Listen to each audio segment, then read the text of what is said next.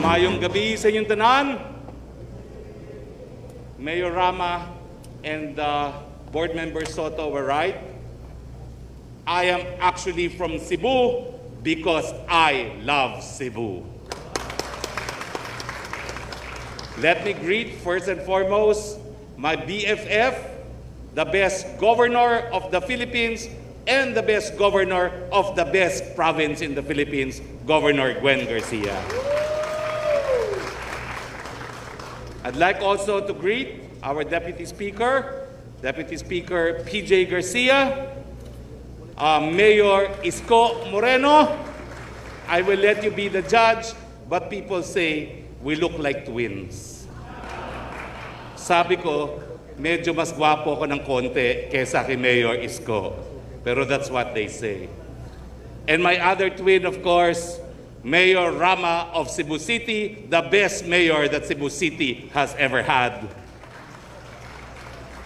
And of course, to Undersecretary Gonzales, to all our board members, to all our mayors, to everyone, good evening. I felt today's twin ceremonies were very melancholic. It was the lighting ceremony of 50+ lanterns representing the municipalities and cities of Cebu, as well as the awarding ceremony for Sugbu Negosyo. After 2 years of the pandemic, the lighting ceremony represents hope in the spirit of Christmas. It is a hope that after 2 years, this pandemic will finally end, possibly because of the vaccine. But it is not just a hope that the pandemic will end, it is also a hope that through activities like Sugbu Negosyo, people will rise from the pandemic again. Perhaps many of you have heard me say many policies that IATF formulated, and many of these policies were in direct contradiction to the policies of my BFF, Governor Garcia. Let it now be said that history has finally judged this series of events, and history has shown Governor Gwen Garcia to be correct. What was most difficult was to defend the policies of IATF, knowing deep inside me that I share the exact same views of my BFF, which has now prompted me to seek a seat in the Senate. Yes, it is true that we need to save lives from COVID-19. But yes, it is also true that public health requires that people should not die from hunger. It is not an either-or, but should be both. Hindi naman po pwedeng buhay sa COVID, patay naman sa gutom. And that is why the lighting ceremony that marks the beginning of Christmas in Capitol also is a symbol of hope that together the Filipinos, led by the gallant Cebuanos, will rise from this pandemic. Mabuhay po ang Cebu, and good evening to all of you. Thank you so much. Daghang salamat. Secretary Roque, please remain on stage, sir. Hello mga nanonood dyan, mag-subscribe po kayo sa Batang Maynila Toits. Ay, mali na pala.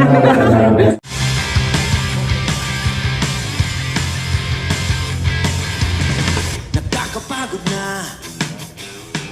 ang ating sinapit, mali tapusin na. Huwag tayong magpagamit. Maraming salamat, Congressman PJ Garcia, sa madamdamin mong pagpapakilala sa akin. Para ko na pong kapatid si PJ, kabisado po niya yung buong buhay ko eh. Naikwento niya na po lahat ang naganap sa 3 taon ng buhay ko at bahagi ng buhay ko nung ako'y bata pa. Maraming salamat sa mainam at I'm humbled and honored with that pagpapakilala sa inyong lingkod. Sa ating pong minamahal, maganda, makisig na para bang kahit na babae makisig kumilos, lalo na nung panahon ng pandemya, lagi kitang pinapanood. Ha?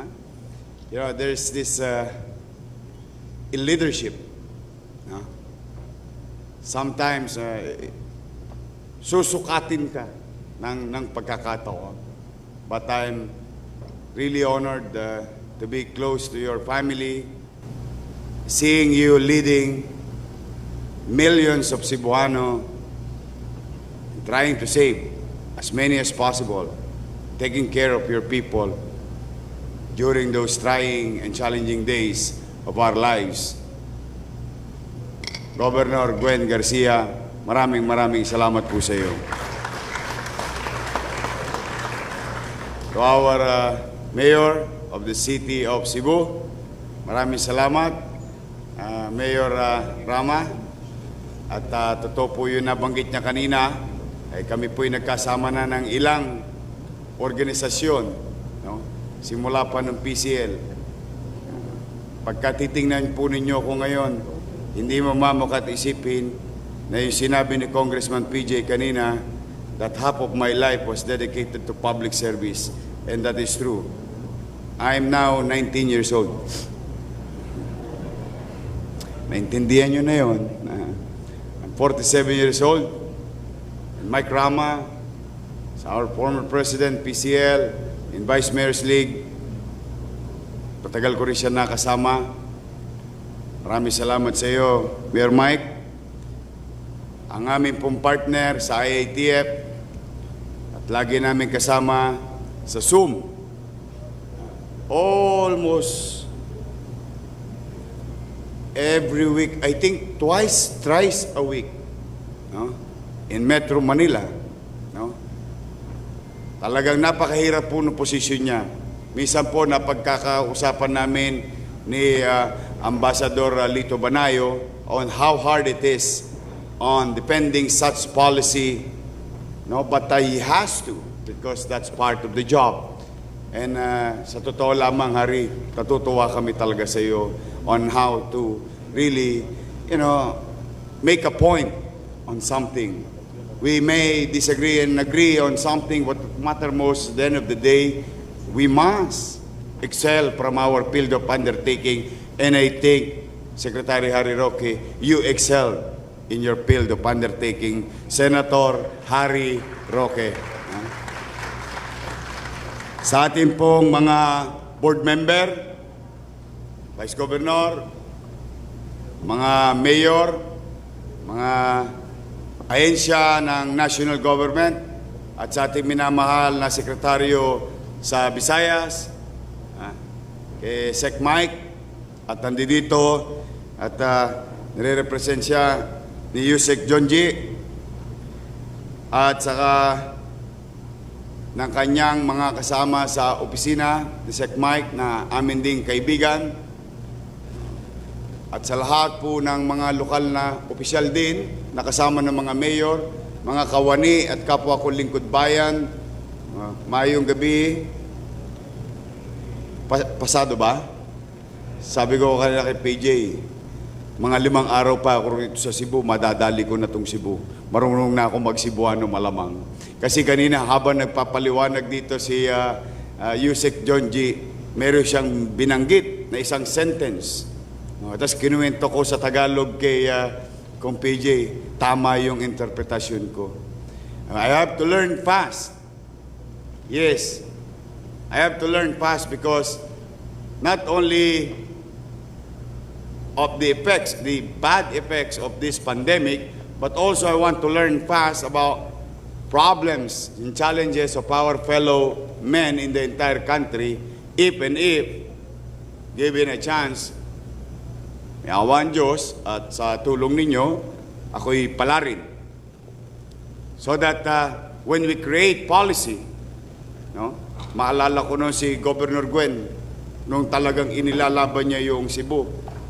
And I really feel her, watching her at the time, simply because ang bawat lokalidad, bawat geografiya, ay may kanya-kanyang suliranin. And the only way for that thing to be addressed is to tap local chief executive in their respective localities.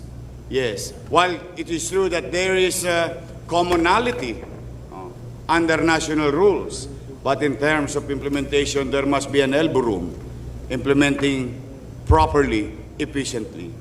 And totoo rin po yung sinabi ni Yusek Jonji kanina, wherein President Rodrigo Roa Duterte called local government unit like ours to participate in the National Vaccination Day. Totoo po yun. At records will show, and it cannot be denied, when, like us, Governor Gwen and other mayors participated in the national effort in vaccination, alam po ninyo, nakapagtala tayo ng kasaysayan, hindi lang ho sa Pilipinas, pati po sa mundo in terms of vaccination per population, based on population. Isa po tayo sa pinakamalaki na nabakunahan in a short period of time when President Duterte and IATF came up with the national policy on National Vaccination Day. We participated. We participated simply because I, your mayor in Manila, in my little understanding that this COVID-19 is a universal problem and it has to be approached inclusively. So lahat, yakapin, lahat magtulungan. In fact, modesty aside, when we acquired most desired or pinakamahirap hanapin ng mga gamot, katulad ng Remdesivir, Tocilizumab, now Molnupiravir, and Bercitinib. Kung gaano kahirap ng kahirap yung variant, ganon din po kahirap ng kahirap yung gamot. But the thing is, we've shared, and we're fortunate, and we thank the Lord that while we are ahead in terms of capacity, we thank the Lord hindi namin nagamit yung mga binili namin, pero nagamit naman ng kapwa Pilipino natin sa buong bansa. And 95% of them survived. So that's what matters most today. And we're very happy, maraming pagkakatulad ang province of Cebu. Opo, in terms of fighting COVID, in terms of cushioning the socio-economic impact of this COVID-19 in our lives. Nagulat lang ako, mas magaling lang si Gov. Gwen. Ay talaga, sa totoo lang, nung malaman ko to nung una kong punta rito, nung kinukwento to ni Gov. Gwen, sabi ko, akala ko maganda na yung ginawa natin sa Maynila. On how to survive business, on how to support business. We vaccinate everyone. Any John Does and Mary who goes in and out of Manila, who works in Manila, whether they're from Manila or not. We try to vaccinate and protect our people to open up the economy as a matter of policy since last year. And I've been telling that we must learn how to live with COVID-19 and go back to work safely. With that policy, tinulak namin ng tinulak na bakunahan ng tao, maproteksyonan ng tao. Tapos, tax amnesty here, tax amnesty there, creating business here, creating business there. Only to find out, ang pinakamagandang idea pala na worth emulating, and Congressman PJ Garcia is correct when I said it today, that may awa ang Diyos, someday somehow, kung si Mayor Rama nang hiram ng template para sa Cebu City, hihiramin ko na to para sa DTI sa buong bansa.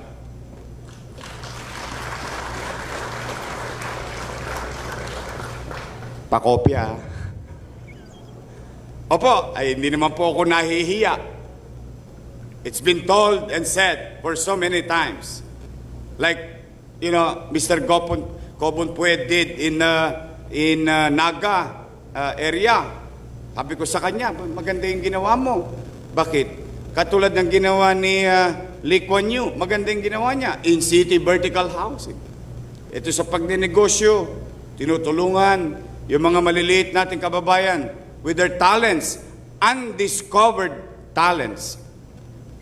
No? Abay, siyempre, ako naman no, talaga mangungopya ako ng mangungopya. Hindi po, sa eskwelahan lang po ako hindi nangongopya dahil magagalit po ang teacher ko. Pero sa paggogobyerno, bagay na kapakipakinabang sa tao, hindi po ako nahiya mangopya. In fact, hindi po sa takot po ako sa height. Takot po ako sa height. Pero sa pagmamahal ko si Cebuano, inakyat ko yung bridge yung bago. Because I really want to see how this can be done in a speed of time. Such magnificent infrastructure that creates commerce, more efficiency, more ease for two islands. What more if we can create more islands connected in our country, which by its very nature as an archipelagic country, malaki ang hamon sa atin. But, nowadays technologies is there. That engineering marvel is existing and duplicable. And I think what we need is a matter of, yung bang gigil ka ba? Gusto mo ba talaga? O priority mo ba talaga? May awa ang Diyos, I think this is not a time to create more promises.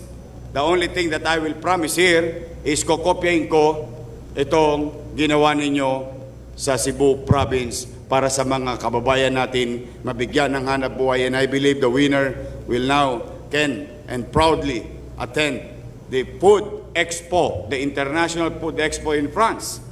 I've been there. I saw it.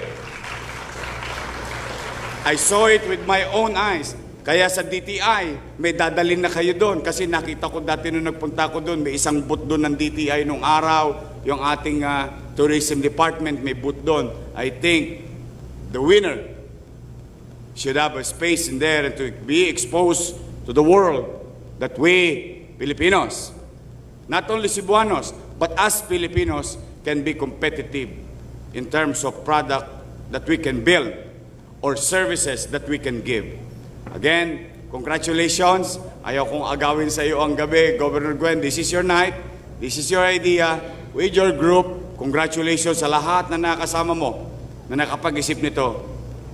At sana maging matagumpay pa yung Season 2 at susunod ay Season 3, Season 4, Season 5. Sana sa susunod na season, kasama na ako doon sa season na yon.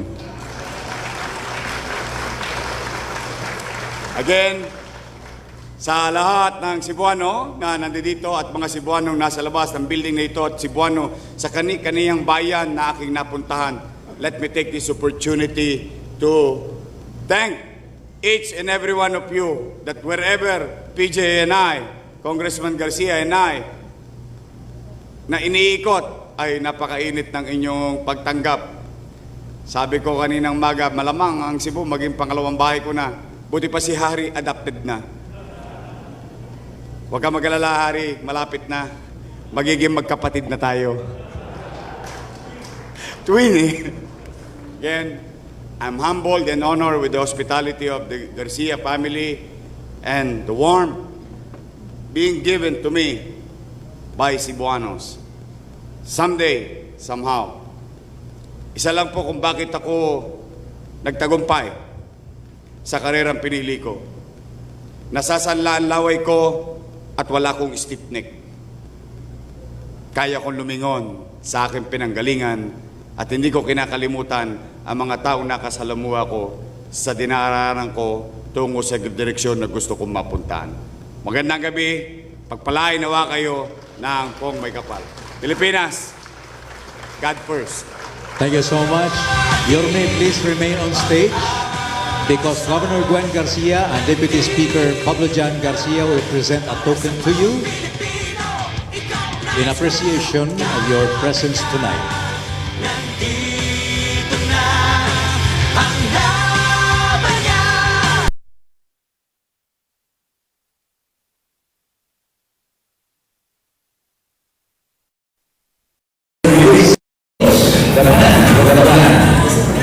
Thank you so much. Now, I would like to invite your attention to the white screen for this presentation.